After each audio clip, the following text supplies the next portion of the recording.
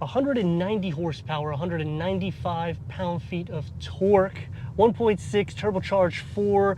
I know the spec sheet doesn't necessarily sound like it's so crazy fast, but it's a very exciting vehicle that Kia has brought to the lineup, and it goes against Honda and Toyota in a segment that's not necessarily crowded either. So the hatch is literally the answer to our questions. With 3 different trims, 7 different exterior colors to choose from, is this the best hatch in the market? I'm Anthony from Hawkeye Rides, and Ken Gailey Kia in Newport Richey has given us this example, and it's exciting because we're finally getting the power that we need for the K4.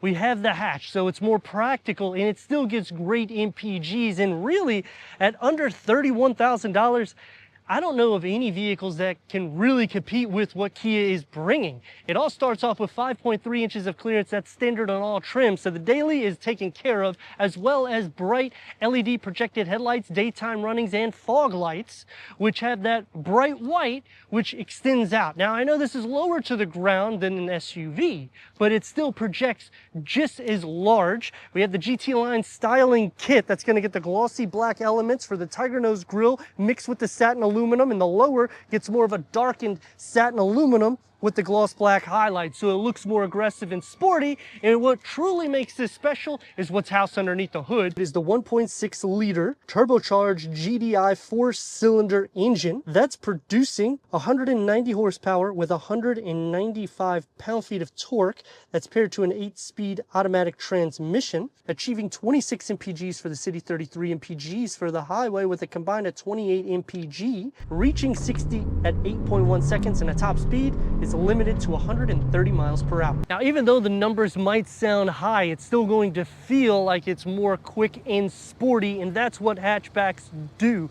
Years ago, I had my own hatch, and I loved it because you could just zip in and out, and that's what makes these vehicles a lot more friendly. Plus, when you go into the GT Line Turbo, 1 inch more is that disc reading for the front, 18-inch gloss black wheels, multi-link suspension. That's going to be in the rear with the McPherson strut front suspension, so no torsion beam, and you got the long roof line that highlights with the gloss black on the top, with that satin aluminum on the lower, and even a touch on the lower sill. The GT Line styling kit definitely sets it apart from Honda and Toyota and makes this a lot more stylish and sporty. Because let's face it, when you go into Toyota, you're going to be spending a lot more dough. The same thing with Honda, and most of their variants are going into hybrid-only vehicles once you start getting into a $30,000 price. This is under $31,000.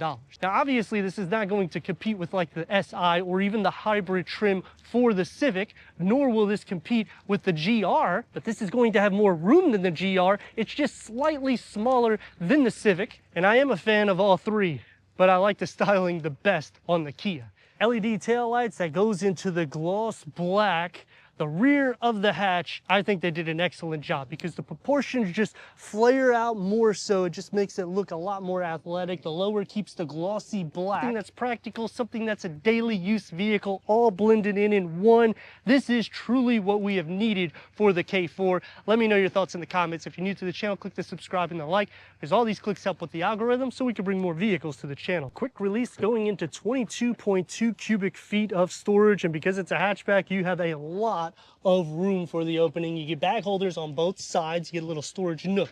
Underneath the floor, you get a spare tire. From side to side at 41.5 inches. From front to back, nearly 3 feet at 33 inches. The split fold the rear bench, 60-40 split, and that'll max the cargo at 59.3 cubic feet, or over 5 feet from front to back at 64.5 inches. The key fob to the K4 hatch.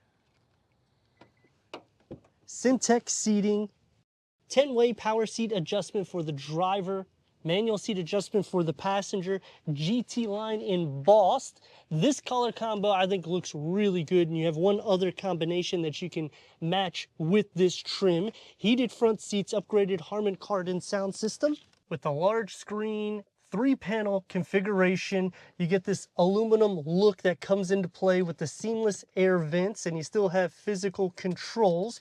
On the passenger side, I'm at 6'3". I got 4.5 inches of knee space here, and I have an additional 5.5 inches here. It is a smaller vehicle, so knees being up in the air at my dimensions is something that is going to be a little bit more common. With the GT line steering wheel, which means it's going to have a flat bottom. You get the driver mode right here, multi-functionality. You have that two-tone that comes into play with the paddle shifts. Let's fire it up.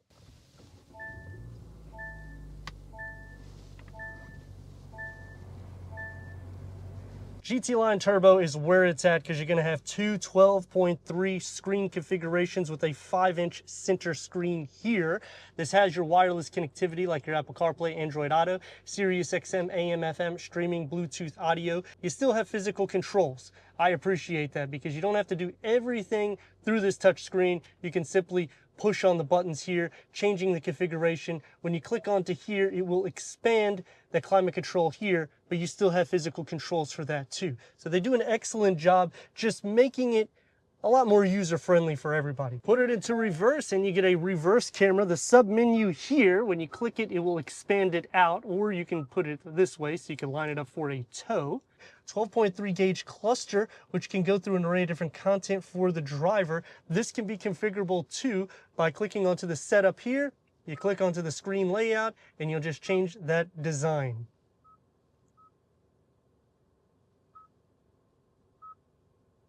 Wireless charging pad, USB ports, 12 volt when you open that up. Storage, you have a pretty good amount of it. Open these up and now you got your cup holders. This is soft and it's wrapped, opens up into a medium-sized storage pocket. Leg space for the driver at about 4.5 inches. On this side, I have about 7 inches nearly. Headroom is also optimal with a moonroof, no auto-dimming rear view mirror, LED interior lights, the door panel and dash. I like the configuration. It's simple, but it keeps it sporty because of the way it wraps around, so it doesn't make it look over the top. Your heated seat button switch is going to be on the door card. It's going to be soft right here because they do have a little bit of cushion. One touch up and down for the front windows with a long storage pocket. For the back seats, this is the opening that you have. You can fit 2 more without an issue. Going to be more comfortable with the cup holders and armrest down. You get charging ports, air vents, storage net behind the back of the passenger front seat, the door card. You're going to have that soft materials where you rest your arms only, and you'll have a beverage holder carved out right here. Sitting behind me, in the position I would be sitting if I'm driving, I have about 2 inches of knee space. You have this area here that you can hang some clothes or whatever the heck you want to hang. And headroom is optimal because it's a hatch. Sitting into the center knee space, I have nearly 1 inch. On this side, I have about 2 inches. You have a little storage tray right there, so you could just throw the cell phone, so that way people are not bothering you.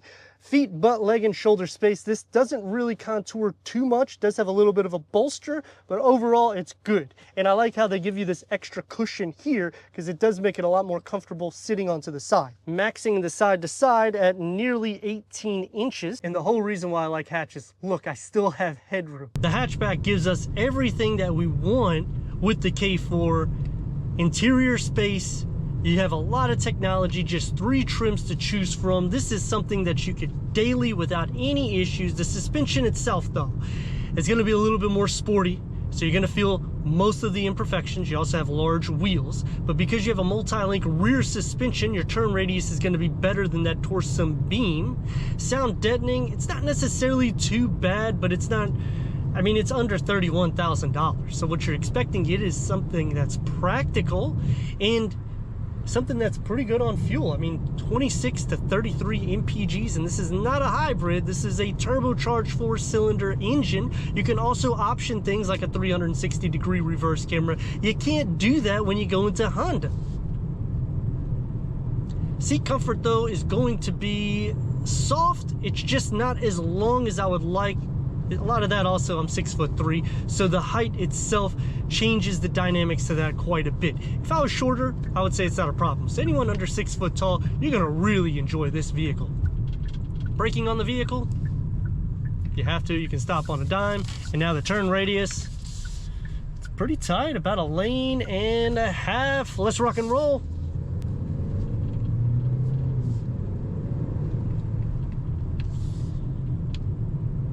Another beauty about this is it's an 8-speed automatic transmission, no IVT transmission, no dual clutch transmission. So you're getting something that everybody is actually wanting. The performance numbers are really good at the pricing that it's at, and it's family oriented. I mean, you got nearly 60 cubic feet of storage in the boot. Small vehicle, so you can get in and out of lanes quick and rapidly. That's what I like about these smaller vehicles. The things that I dislike, I'm tall, so I have to really bend down to get inside the vehicle. Not a huge fan of the tablet screen, and the way it's designed, I can't see all of the actual speed that I'm going. I can see the RPMs all the way up to about 3.5. I do like that we have physical controls. The steering wheel, I think they did a great job with that, and you got the driver mode select right there. So everything is really within touch to make it a lot easier. Putting it back into normal, you can tell a difference. It does change the driving dynamics. Maneuverability, the steering has a little bit of weight to it, so I appreciate that too. It's gonna hover at a higher RPM on sport. When you put it into normal, it's going to tick the tachometer down, which will help also with those MPGs. But realistically, I don't think you're gonna be too concerned when you're getting pretty decent numbers for what it's worth. Visibility is good, and it doesn't feel cramped in the interior. The touch to feel is not bad. They could have put a little bit more soft materials through the interior of the cabin, but overall, you're expecting to get something more sporty and athletic, and that's the feel that's coming into the cabin of this. I'm going to show you some of the harder terrain.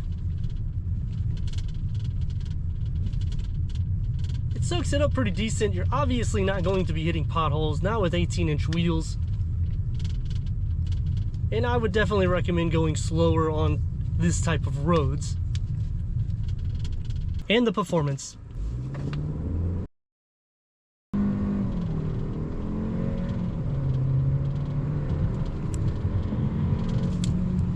brakes.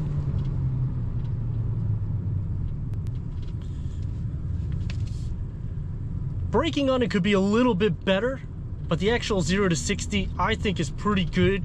You get that performance feel, which is exactly what you need. You get the adrenaline. And the way they've done the interior, it makes it feel a lot more sporty than the actual numbers project. It does feel wheel happy. It doesn't feel heavy, which is a good thing. It just would be nice if it could stay a little bit more planted. And that's where I think a all-wheel drive configuration would make this a home run vehicle.